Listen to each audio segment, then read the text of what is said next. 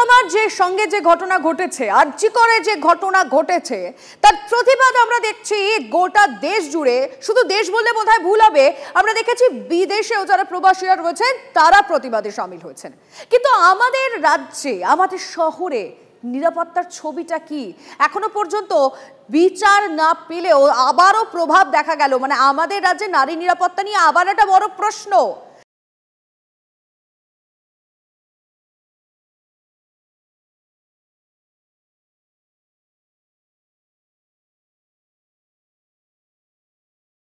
কারণ এই মুহূর্তে দাঁড়িয়ে যে খবর আপনাদেরকে বলবো তাতে আপনারাও বলবেন যে সত্যি নারী নিরাপত্তা নেই আমাদের এই শহরের।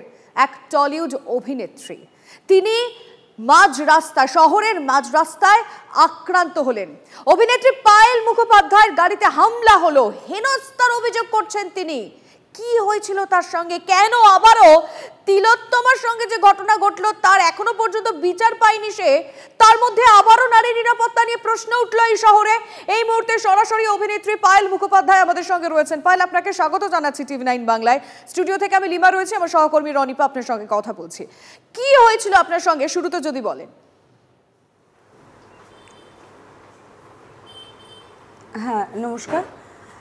প্রথমেই বলবো যে কলকাতা পুলিশ এবং আমার মিডিয়া বন্ধুরা এবং বাকি যারা ছিলেন ওখানকার পাবলিক, তারা অনেক হেল্প করেছেন, তাদেরকে অসংখ্য ধন্যবাদ। যে ঘটনাটি ঘটে, যে একটি ছেলে তিনি যখন আমার উপরে চড়াও হন এবং তার রিজন সত্যি আমি জানি না, এবং আপনারা যদি আমার লাইভগুলো দেখেন সেখানে দেখবেন যে সে মানে উইটনেস যারা তারা বলছে কিছু হয়নি, ওর লাগেনি, ওর গাড়িতে লাগেনি। আমি দেখলাম সিনেমার মতো আমার গাড়ির সামনে, আমি একা ড্রাইভ করছিলাম, আমি একা ছিলাম গাড়িতে, ও বাইক নিয়ে আমার গাড়ির সামনে এসে রাখলো, গাড়িটা রেখে এসে আমাকে যখন নক করে মানে জানলা দিয়ে, আমি ফার্স্টে আর কি একটুখানি নামাই, কাজটা নামাই, আমি জিজ্ঞাসা করি কি। Is body language are so aggressive এবং ভীষণ ফেরোসাস একটা বডি ল্যাঙ্গুয়েজ ছিল, আমাকে বেরোতে বলছিল। তো আমি সাথে সাথে গাড়িটা লক করি এবং কাজটুকু তুলে দিই। ও হাত ঢোকানোর চেষ্টা করে। তারপরে যেটা হয় যে আমাকে আমি মানে যখন ওই কাজটা তুলে দিই তখন ও হিট করে, ও 3 বার পাঞ্চ করে, গাড়িতে লাথি মারে, এবং যখন মানে লাস্ট পাঞ্চে আমি দেখি কাঁচটা পুরো ভেঙে আমার গায়ে এসে পড়ে এবং কাঁচের টুকরোগুলো ভেঙে এসে পড়ে। ও হাত ঢোকানোর চেষ্টা করে। ইন দ্য মিন টাইম ওখানে যেহেতু ক্যাচটা চলছিল, পাবলিক এসে যায়, পাবলিক এসে গিয়ে ওকে ধরে এবং ও যখন মানে তখন ও চলে যাওয়ার চেষ্টা করে, বাইক নিয়ে চলে যাওয়ার চেষ্টা করে, এবং আমি বলতে থাকি প্লিজ ওকে ছাড়বেন না, ওর ফোন নাম্বারটা একটু মানে ওর বাইকটা ধরুন। লোকজন আসে, পাবলিকরা সত্যি হেল্প করেছিল দ্যাট মোমেন্ট, এবং একজন এসে আমাকে বলে যে তোমার চিন্তা নেই, তুমি আমার মেয়ের মতো ওয়েট করো। ওই এরিয়ারই বাসিন্দা তারা এসে ওনাকে ধরেন এবং যথারীতি তার খানিকক্ষণ পরে পুলিশ আসেন, ওনারাই ইনফর্ম করেন এবং পুলিশ এসে ওনাকে অ্যারেস্ট করেন, এবং আজকে হয়তো আমি যতদূর জানি আজকে ওনাকে কোর্টে তোলা হবে। So this was the incident. But যেটা বিষয় সেটা হচ্ছে আমার বারবার মনে হচ্ছে যে তাহলে আমাদের নিরাপত্তাটা কোথায়। এটা ঘটেছে সন্ধ্যে 6:30টার সময় সাউদার্ন এভিনিউর মতো একটা জায়গায়, যেখানে লোকজন ভর্তি, গাড়ি ভর্তি, এবং এখানে একটা মেয়ের ওপর আপনারা যদি দেখেন আমার লাইভ ভিডিওগুলো, এমন হিট করেছে, মানে পুলিশ পর্যন্ত বলছে হাতে ঘুষি মেরে ভেঙে দিল। মানে কতটা গ্রাজ ছিল, কতটা ওর, আমি জানি না ওর কী ইন্টেনশন ছিল, বাট যেটাই থাকুক সেটা কখনোই মানে এক্সপেক্টেড নয়, মানে এই পরিমাণ আর কি হিট করে। পায়েল, আপনি যে সময়ের কথা বলছেন সেটা সন্ধেবেলায়, আপনি আতঙ্কিত অবশ্যই। নিশ্চয়ই যে যুবক এই ঘটনা ঘটিয়েছে নিশ্চয়ই আপনার পরিচিত নয়। তাহলে প্রশ্ন তো উঠছেই যে নারী সুরক্ষা নিয়ে যে প্রশ্ন, সে তো মাথাচাড়া দিয়ে উঠছে একের পর এক।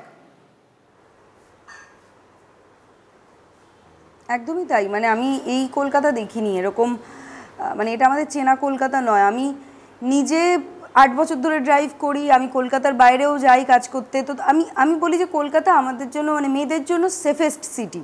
হ্যাঁ, তো সেই সেফেস্টের কি সত্যি নমুনা এটা? মানে যেখানে সন্ধ্যের বেলায় এরকম সময়, আমি বলছি না কোনো সময় অভিপ্রেত কখন কিছু হওয়া, কিন্তু এই রকম একটা, মানে আমরা না কাজের জায়গায় সুরক্ষিত, না রাস্তায় সুরক্ষিত, না বাড়িতে সুরক্ষিত, আমরা সুরক্ষিতটা কোথায়?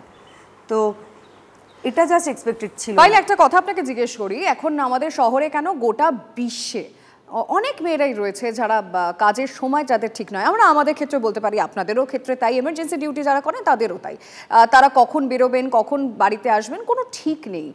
আপনার কি মনে হয় আদৌ এই যে নারী নিরাপত্তা নিয়ে আমরা এত কথা বলছি বা এত মিছিল হচ্ছে, ছবিটা কি আদৌ বদলাবে?